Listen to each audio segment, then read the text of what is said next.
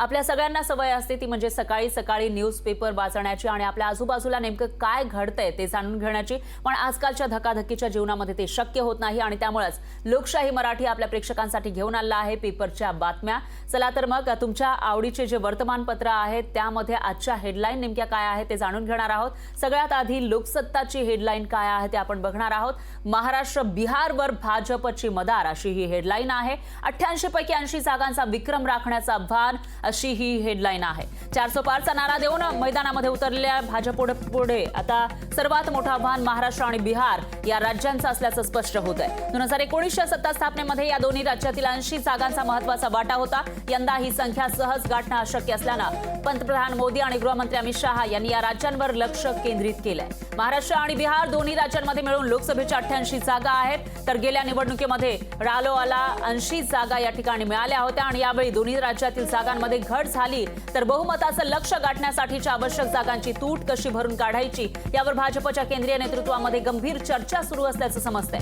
पश्चिम बंगाल, ओडिशा, तेलंगणा या 3 राज्यांमध्ये जागा वाढण्याचा अंदाज भाजपचा आहे। तरीही या 3 राज्यात मिळून 80 जागा आहेत तर ओडिशामध्ये भाजपच्या जागांमध्ये अधिक वाढ होण्याची शक्यता नाहीये। उत्तर प्रदेशातील 80 जागांपैकी 62 जागा भाजपला मिळाल्या होत्या। इथे किमान 10 जागांची भर घालण्याचं लक्ष्य आहे। अशा परिस्थितीमध्ये भाजपला महाराष्ट्र आणि बिहार याच दोन्ही राज्यांवर अवलंबून राहावं लागणार आहे। तर भाजपनं यावेळेला अबकी बार 400 पारचा नारा दिला आहे पण देशभरामध्ये ज्या 543 जागा आहेत त्यापैकी 400 जागा कशा मिळवायच्या यासाठी आता मंथन सुरू असल्याचं दिसतंय आणि त्यामध्ये जे दक्षिणेकडील राज्य आहेत त्या ठिकाणी आतापर्यंत तरी भाजपला यश आल्याचं दिसत नाही आणि त्यातही महाराष्ट्र बिहार ज्या ठिकाणी मागच्या निवडणुकीमध्ये 80 जागा मिळाल्या होत्या तिथेही जागा कमी होण्याचा अंदाज आहे आणि त्यामुळेच आता कशा पद्धतीनं हा आकडा गाठायचा बहुमताचा त्यासाठी मंथन सुरू असल्याची माहिती समोर येते आणि त्याविषयीचीच ही लोकसत्ताची बातमी आहे।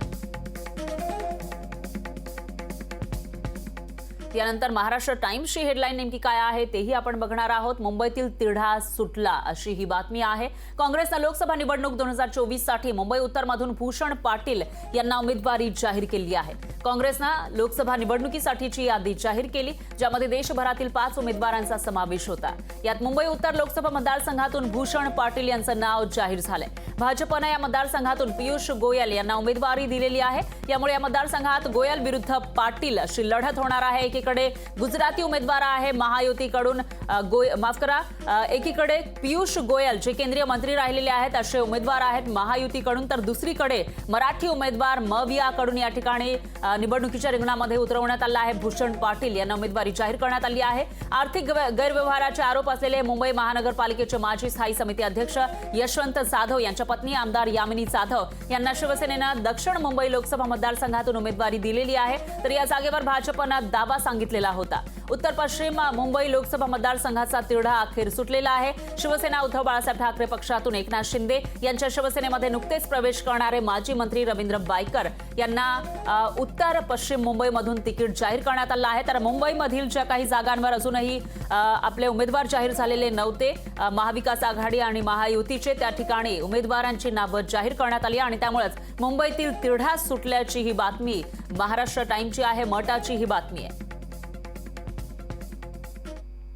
यानंतर सामनाची हेडलाईन नेमकी काय आहे तेही आपण बघणार आहोत। सामना शिवसेना उद्धव बाळासाहेब ठाकरे पक्षाचं हे मुखपत्र आहे आणि इथली हेडलाईन आहे प्राण गेला तरी बेहत्तर महाराष्ट्र हुकुमशहाच्या हाती जाऊ देणार नाही असं उद्धव ठाकरे काल म्हणाले होते आणि तीच ही हेडलाईन आहे सामनाची।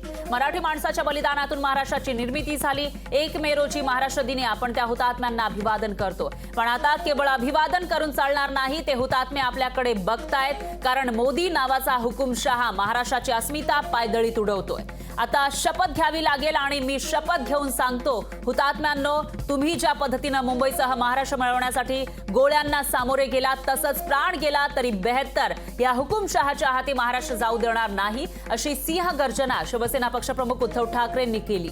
तर भाजपचे 2चे 300 खासदार झाले आता 300चे 2 झाल्याशिवाय राहणार नाही असं ठणकावून सांगतानाच इंडिया आघाडीचे 300च्या वर खासदार निवडून येणारच असा जबरदस्त आत्मविश्वास उद्धव ठाकरेंनी व्यक्त केला।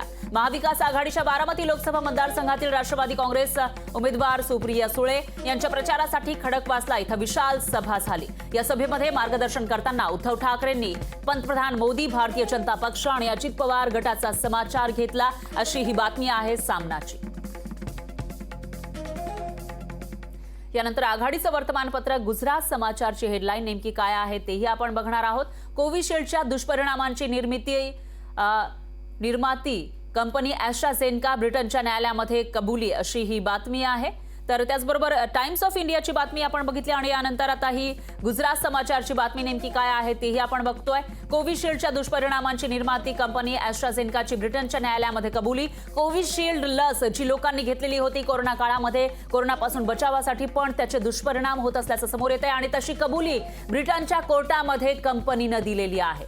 तर कोविड लसीमुळे अतिशय दुर्मिळ प्रकरणांमध्ये रक्तामध्ये गुठळ्या होणं म्हणजेच रक्त गोठणं याशी संबंधित दुष्परिणाम होऊ शकतात, अशी कबुली ब्रिटनमध्ये मुख्यालय असलेली औषध निर्माण उद्योगातील बडी कंपनी ॲस्ट्राझेनेकानं ब्रिटनच्या न्यायालयात दिलेली आहे। मात्र हे दुष्परिणाम नेमक्या कोणत्या कारणामुळे होऊ शकतात हे अज्ञात असल्याचंही कंपनीनं सांगितलेलं आहे। कोविड-19 पासून संरक्षण करण्यासाठी ऑक्सफर्ड विद्यापीठाच्या सहयोगानं विकसित केलेल्या लसीमुळे अतिशय दुर्मिळ प्रकरणांमध्ये थ्रोम्बोसाइटोपेनिया सिंड्रोमसह थ्रोम्बोसिस म्हणजेच TTS होऊ शकतो, असं लंडन हायकोर्टामध्ये सादर करण्यात आलेल्या कायदेशीर दस्तऐवजांमध्ये ॲस्ट्राझेनेकानं कबूल केलंय।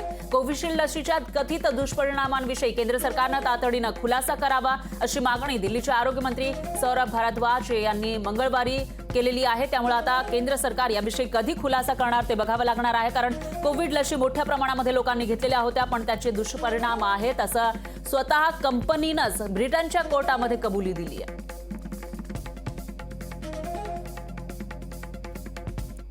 यानंतर टाइम्स ऑफ इंडियाची हेडलाईन नेमकी काय आहे तेही आपण बघणार आहोत। केजरीवाल यांना निवडणुकीपूर्वी अटक का करण्यात आली, असा सवाल सर्वोच्च न्यायालयानं ईडीला केला आहे आणि त्याविषयीचा ब्यौरा टाइम्स ऑफ इंडियाच्या या बातमीमध्ये देण्यात आला आहे।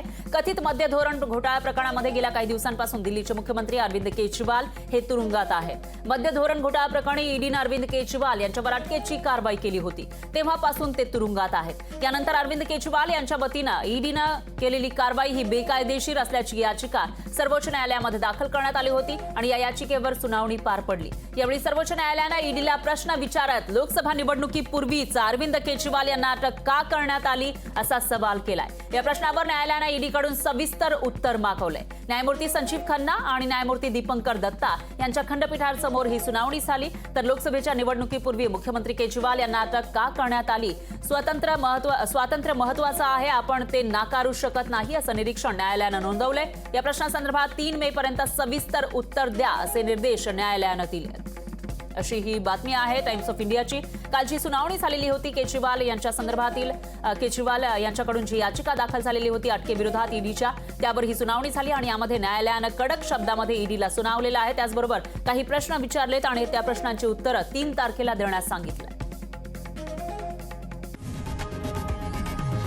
लोकशाही मराठी ऐका, पहा, जागरूक रहा।